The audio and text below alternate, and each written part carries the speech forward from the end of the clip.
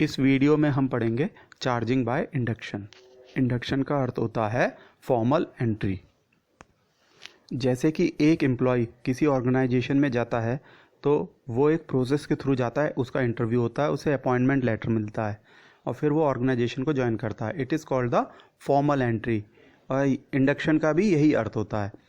अगर उस एम्प्लॉय में पॉजिटिव एनर्जी होगी तो वो पूरी ऑर्गेनाइजेशन को पॉजिटिव एनर्जी दे देगा, और अगर नेगेटिव एनर्जी होगी तो वो पूरी ऑर्गेनाइजेशन को नेगेटिव बना देगा। तो चार्जिंग बाय इंडक्शन हम पढ़ेंगे एनसीईआरटी की बुक से। इस प्रोसेस को समझने के लिए आपको पहले एक एग्जाम्पल को समझना पड़ेगा। जैसे कि आप यहाँ फिगर में दो स्पेयर देख रहे हैं, स्पेयर ए और स्पेयर बी। दोनों स्पेयर एक दूसरे के कांटेक्ट में हैं। इनिशियली ये स्पेयर न्यूट्रल स्टेट में है, मतलब कि जितने इलेक्ट्रॉन्स हैं उतने ही प्रोटॉन्स हैं इसमें, या दूसरी भाषा में कहा जाए जितना नेगेटिव चार्ज है उतना ही पॉजिटिव चार्ज है स्पेयर के अंदर। दोनों न्यूट्रल स्टेट में हैं और ये इंसुलेटिंग स्टैंड के ऊपर रखे हुए हैं, जिसकी वजह से चार्ज फ्लो नहीं कर सकता। अगर इंसुलेटिंग स्टैंड नहीं होता तो चार्ज फ्लो करके अर्थ में चला जाता। दोस्तों, अगर आप ध्यान से देख रहे हैं तो देखेंगे कि ये दोनों स्पेयर एक दूसरे को टच कर रहे हैं और एक दूसरे के कांटेक्ट में हैं।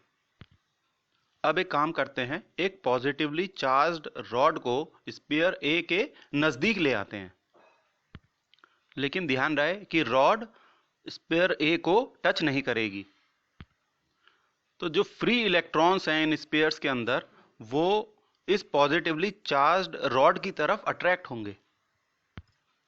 अच्छा, कुछ इलेक्ट्रॉन्स इस फोर्स ऑफ अट्रैक्शन की वजह से स्पेयर ए के सरफेस पे जाके इकट्ठे हो जाएंगे, यानी वहां अकुमुलेट हो जाएंगे जहां की रॉड हम लेकर आए हैं। लेकिन ध्यान रहे, सारे इलेक्ट्रॉन्स उस सरफेस पे नहीं जाएंगे, सिर्फ कुछ इलेक्ट्रॉन्स जाएंगे और बाकी इलेक्ट्रॉन्स जो हैं रॉड की तरफ अट्रैक्ट तो होंगे लेकिन वो सरफेस तक नहीं पहुंच पाएंगे। अब इसका नतीजा क्या होगा कि जो लेफ्ट सरफेस है स्पेयर ए का, वहां बहुत सारा निगेटिव चार्ज आ जाएगा, क्योंकि वहां बहुत ज़्यादा इलेक्ट्रॉन इकट्ठे हो गए हैं। और जो स्पेयर बी का राइट सरफेस है, वहां पर बहुत ज़्यादा पॉजिटिव चार्ज अकुमुलेट हो जाएगा, जैसा कि आप इस डायग्राम में, इस फिगर में देख रहे हैं। लेकिन दोनों तरीके के चार्ज, चाहे वो पॉजिटिव चार्ज हो या नेगेटिव चार्ज, वो सरफेस तक तो जाएंगे लेकिन वो मेटल स्पेयर को छोड़ के नहीं जा सकते हैं, वो अंदर बंधे हुए हैं। अच्छा, धीरे धीरे क्या होगा कि लेफ्ट सरफेस पे, स्पेयर ए के लेफ्ट सरफेस पे इलेक्ट्रॉन्स इकट्ठे हो जाएंगे और अंदर जो इलेक्ट्रॉन्स हैं वो शुरू में तो रॉड की वजह से अट्रैक्ट होंगे, लेकिन उसके बाद जो सरफेस पे इलेक्ट्रॉन्स हैं उससे वो रिपेल होने लगेंगे। अब इस बात को आप समझिए कि सरफेस के इलेक्ट्रॉन से तो वो रिपेल हो रहे हैं, लेकिन रॉड के पॉजिटिव चार्ज की वजह से वो अट्रैक्ट हो रहे हैं। तो इससे क्या होगा कि एक इक्विलिब्रियम सिचुएशन आ जाएगी। और ये जो सिचुएशन आती है ये बहुत ही कम समय में आती है। बस ये समझ लीजिए, चुटकी बजाते ही ये पूरा प्रोसेस होता है और इक्विलिब्रियम स्टेज आ जाती है। तो इस पूरे प्रोसेस को हम कहते हैं इंडक्शन ऑफ चार्ज, और ये बहुत ही कम समय में होता है, मतलब कि चुटकी बजाते ही हो जाता है ये प्रोसेस।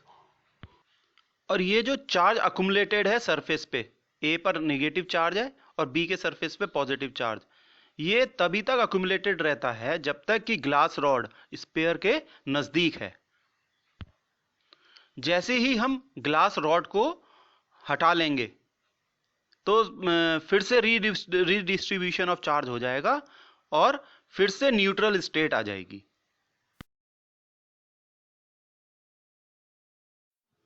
दोस्तों, जैसे कि आप इस स्लाइड में देख रहे हैं कि पॉजिटिवली चार्ज रॉड स्पेयर ए के नजदीक आई, तो पूरा वही प्रोसेस हुआ जो पूरी स्लाइड में एक्सप्लेन करा था कि स्पेयर ए के सरफेस पे, लेफ्ट सरफेस पे नेगेटिव चार्ज आ जाएगा और स्पेयर बी के राइट सरफेस पे पॉजिटिव चार्ज आ जाएगा। अब इस एक्सपेरिमेंट को हम थोड़ा आगे बढ़ाते हैं। अब हम क्या करेंगे कि ये दोनों स्पेयर ए और बी को अलग कर देंगे। इन दोनों को स्मॉल डिस्टेंस जितना अलग कर देंगे, दूरी ज़्यादा नहीं होनी चाहिए, ये आप ध्यान रखें। तो जैसे आप फिगर में देख रहे हैं, तो इसका नतीजा क्या होगा, दोनों स्पेयर अपोजिट चार्ज उनमें डेवलप हो जाएगा। जैसे फिगर में देख रहे हैं, स्पेयर ए पे निगेटिव चार्ज आ जाएगा और स्पेयर बी पे पॉजिटिव चार्ज आ जाएगा, और दोनों में अलग अलग नेचर का चार्ज है, एक पे पॉजिटिव एक पे नेगेटिव, तो ये दोनों एक दूसरे को अट्रैक्ट करेंगे। इन दोनों के बीच एक फोर्स ऑफ अट्रैक्शन भी होगा।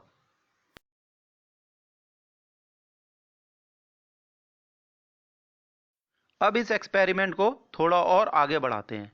जैसे आप इस फिगर में देख रहे हैं, हमने क्या किया, पॉजिटिवली चार्ज्ड रॉड को हटा लिया।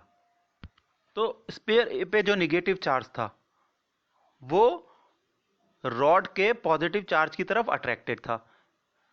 तो अब जब चूंकि रॉड हट गई है, तो ये निगेटिव चार्ज अट्रैक्ट होगा बी के पॉजिटिव चार्ज की तरफ। तो ये सिचुएशन बन जाएगी जो आप फिगर में देख रहे हैं।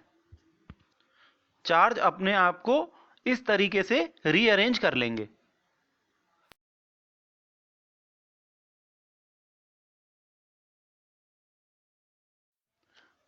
अब दोस्तों हम क्या करेंगे कि इन दोनों स्पेयर को की दूरी थोड़ी सी और बढ़ा देंगे, जैसे कि इस फिगर में दिखाया गया है। अब इसका नतीजा क्या होगा कि चार्ज अपने आप को यूनिफॉर्मली डिस्ट्रीब्यूट कर लेंगे पूरे स्पेयर में। आप देख रहे हैं ना कि निगेटिव चार्ज ने अपने आप को डिस्ट्रीब्यूट कर लिया, पॉजिटिव चार्ज ने भी अपने आप को डिस्ट्रीब्यूट कर लिया। तो फाइनली हुआ क्या, फाइनली ये हुआ कि स्पेयर ए निगेटिवली चार्ज हो गया, और ये जो निगेटिव चार्ज है ये यूनिफॉर्मली डिस्ट्रीब्यूटेड है स्पेयर ए में, और स्पेयर बी पॉजिटिवली चार्ज हो गया, और पॉजिटिव चार्ज स्पेयर बी का भी यूनिफॉर्मली डिस्ट्रीब्यूटेड है। तो ये जो प्रोसेस है, जो ये स्टेप वाइज प्रोसेस मैंने अभी तक आपको बताया है, इसकी वजह से क्या हुआ, दोनों मेटल स्पेयर्स पे इक्वल और अपोजिट चार्ज डेवलप हो गया। तो इस प्रोसेस को हम कहते हैं चार्जिंग बाय इंडक्शन। और जो इलेक्ट्रिक रॉड जिसमें कि पॉजिटिव चार्ज था, उसने अपना एक भी चार्ज लूज नहीं किया है, यानी वो जैसे पहले थी वो वैसे ही एक्सपेरिमेंट के बाद भी रही। बस जो परिवर्तन आया ए और बी में आया, ए निगेटिवली चार्ज हो गया और बी पॉजिटिवली चार्ज हो गया।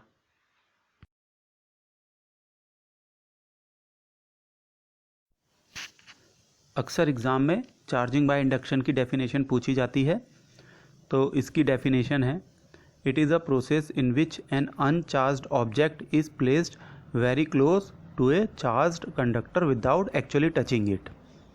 तो यानी अनचार्ज्ड ऑब्जेक्ट एक चार्ज्ड कंडक्टर के पास लाया जाता है। जैसे कि आपने स्पेयर को देखा, स्पेयर वाज अनचार्ज्ड और वो जो रॉड थी इट वाज पॉजिटिवली चार्ज्ड, और विदाउट एक्चुअली टचिंग इट, तो दोनों के बीच कांटेक्ट नहीं होता। The nearer surface acquires charge opposite to a charge on the charged conductor। तो जो नज़दीक की सरफेस होता है वो अपोजिट चार्ज एक्वायर कर लेता है। जैसे कि रॉड में पॉजिटिव चार्ज था, तो स्पेयर एक का जो नियरर सरफेस था, यानी जो लेफ्ट सरफेस था, उसने अपोजिट चार्ज एक्वायर कर लिया। As a result force of attraction is developed between the two objects. तो ये तो जाहिर सी बात है कि एक फोर्स ऑफ अट्रैक्शन डेवलप होगा जब दोनों ऑब्जेक्ट्स में अपोजिट नेचर का चार्ज होगा।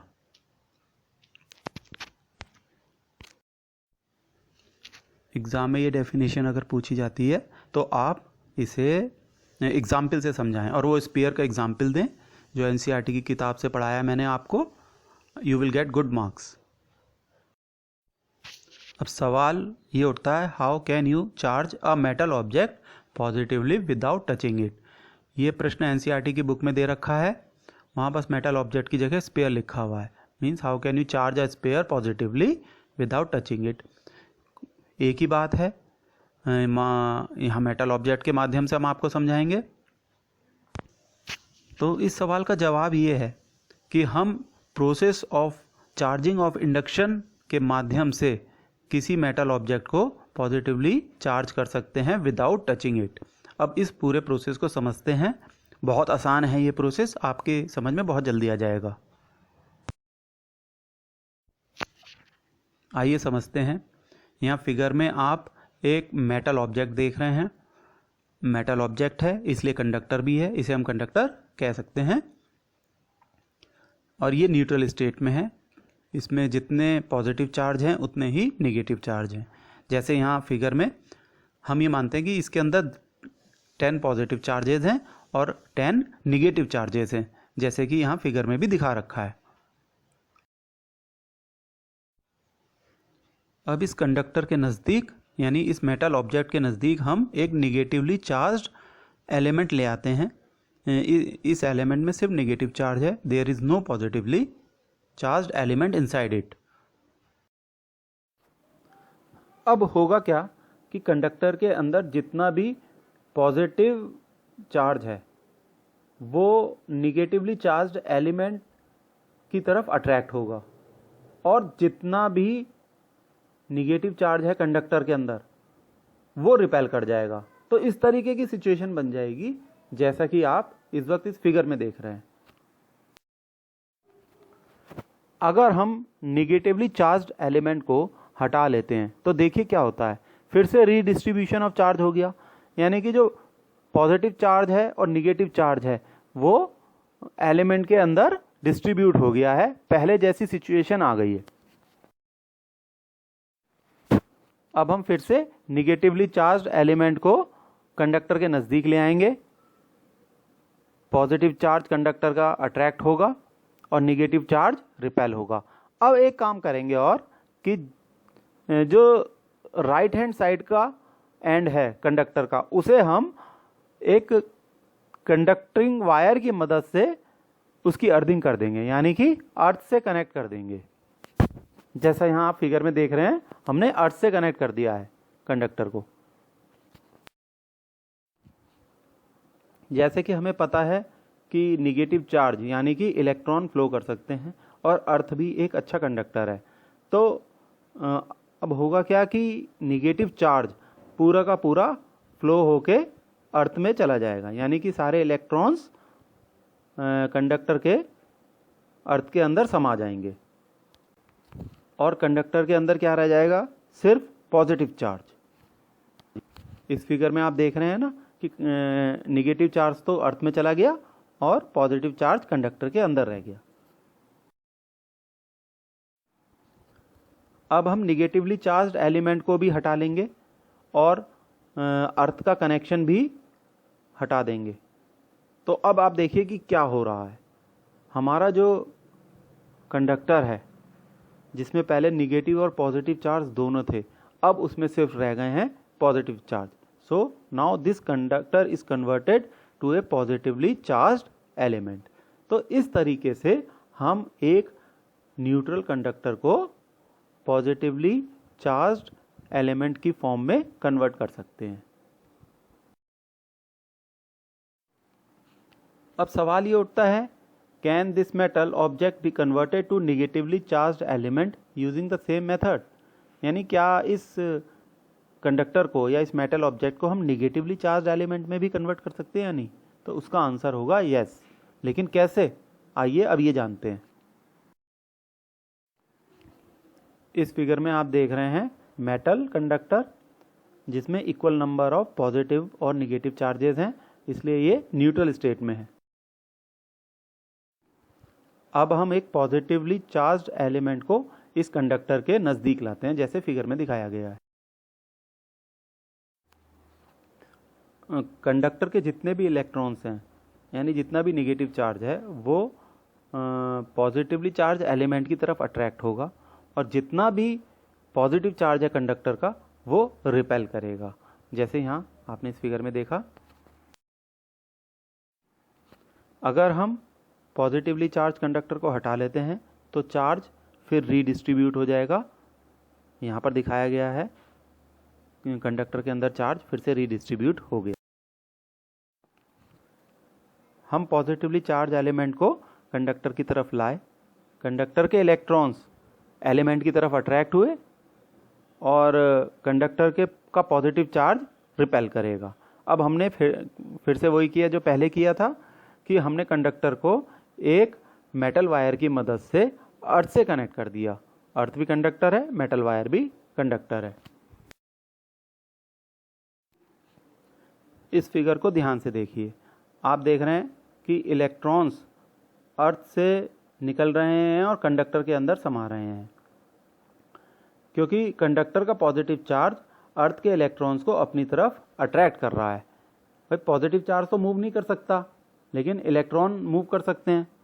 तो अर्थ के इलेक्ट्रॉन्स कंडक्टर में आ रहे हैं।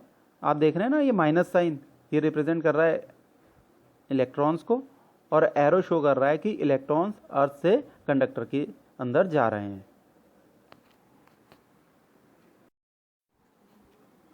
अर्थ में से जो भी इलेक्ट्रॉन गए हैं वो क्या करेंगे, वो कंडक्टर के अंदर जितना भी पॉजिटिव चार्ज है उसे न्यूट्रलाइज कर देंगे। तो फिर कंडक्टर के अंदर क्या रह जाएगा, सिर्फ निगेटिव चार्ज रह जाएगा। इस फिगर में आप देख रहे हैं ना। अब हमने पॉजिटिवली चार्ज कंडक्टर को भी हटा दिया और अपने मेटल का कनेक्शन अर्थ से भी ख़त्म कर दिया। तो फिर अब मेटल कंडक्टर के अंदर क्या रह गया, सिर्फ निगेटिव चार्ज रह गया। So this metal conductor is now converted to a negatively charge element.